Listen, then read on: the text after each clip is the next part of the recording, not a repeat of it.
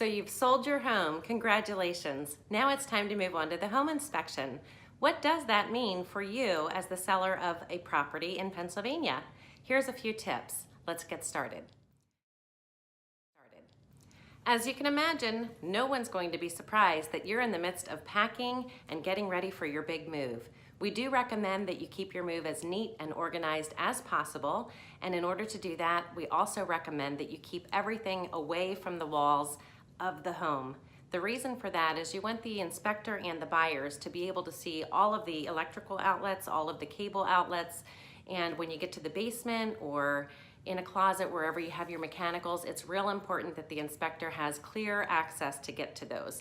If that doesn't happen, sometimes they have to come back for a second visit, and that does typically get charged back to the seller. So again, we recommend keeping it as orderly as possible. No one's going to be surprised to see your boxes, but just keep them as organized as you can and in the center of the room if you can. It's important to note that for legal and liability reasons, the inspectors are not permitted to move your personal items. So again, please keep the spaces as clean and clear as possible. Having a clean home ready for inspection can be a head start to successful negotiations for you. You'll also want to make sure you've got all utilities powered on. That includes fireplaces, anything that's off season, it doesn't matter. If it's part of your house, one of the components, it needs to be powered on and ready for the home inspector.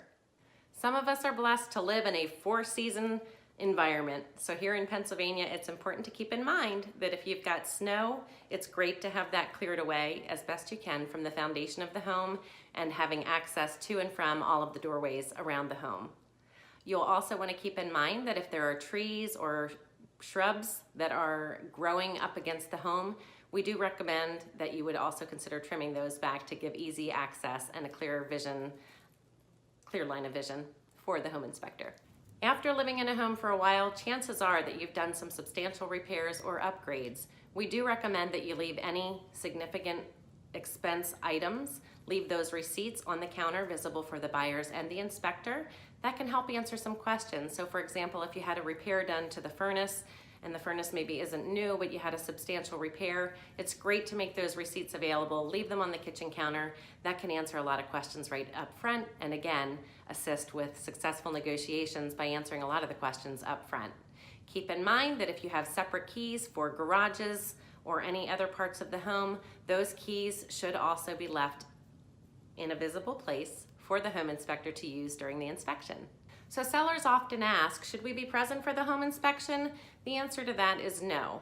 We understand that it's your home and that you're curious what the inspector is going to have to say, but it is pretty much considered a typical courtesy to allow the buyer to have the time in your home with their chosen inspector who they've hired to give them a walkthrough and walk them through all the components and have that liberty to talk without having to worry about you being there. So we do recommend that as a seller, you do leave the home for a minimum of 3 hours for the home inspections.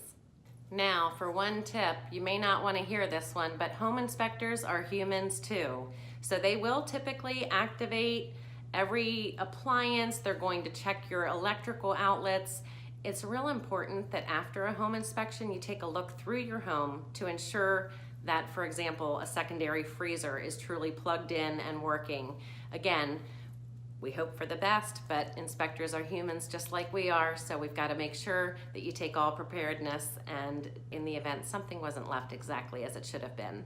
As you know from speaking with your agent, there is a time frame during which the buyers have to complete all of their inspections, and we will typically get copies of those reports for you and pass them along, sometimes even prior to having the buyer's written response to any items that they would like addressed. Most buyers will either accept the property, they'll walk away and terminate the contract, which thankfully rarely happens, or we will negotiate and get everyone to a successful negotiations and moving forward to a smooth and timely settlement. During the buyer's timeline, which typically in the local area is 10 to 21 days, the buyers are going to complete their inspections, possibly get some additional contractors out if there's anything that's in question, for example, a roof or a heating system that needs a further evaluation by a specialist. And then at that point, the buyer is going to forward the reports to us, or the buyer's agent will, and then we're going to get their response in writing, sometimes together, sometimes within a few days of that, and then we'll review those things together and help you negotiate successfully through the inspection period. It's also important to note that if you're a seller, typically buyers are going to ask for any safety related concerns to be addressed and or any major items to be addressed, and sometimes deferred maintenance. So if you haven't had your mechanicals serviced, it's probably a good time to do that.